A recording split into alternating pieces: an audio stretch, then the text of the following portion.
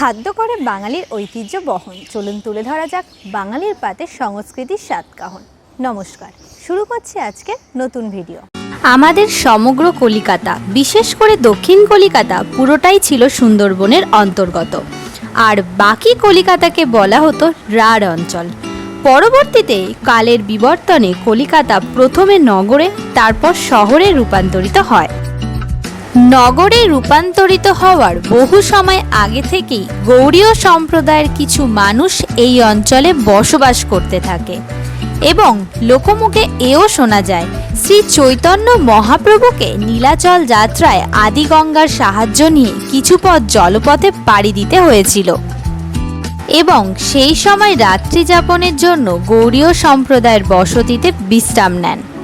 এই অঞ্চলে গৌড়ীয়দের থাকার ফলে স্থানটির নাম লোকমুখে প্রচার হয় গড়িয়া, আর সেই গড়িয়া অঞ্চল সংলগ্ন এলাকায় একটা হাট বসত।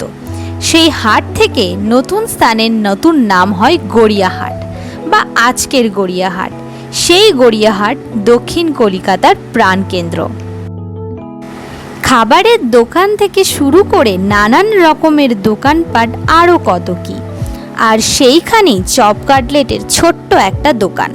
কিন্তু সেই দোকানে এলে অপেক্ষা করতে হবে বেশ কিছুক্ষণ, কারণ চপ কাটলেটের মাধ্যমে অফিস পাড়া থেকে কলেজ পড়ুয়া সবার মন জয় করে নিয়েছে শঙ্কর কেবিন।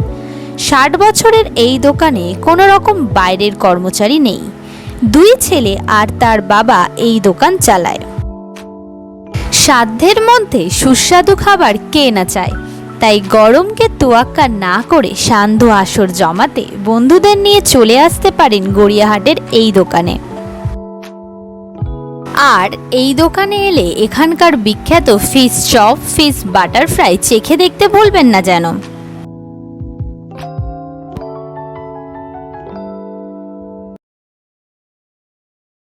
আজকের গল্প এই পর্যন্ত। দেখা হচ্ছে পরবর্তী ভিডিওতে।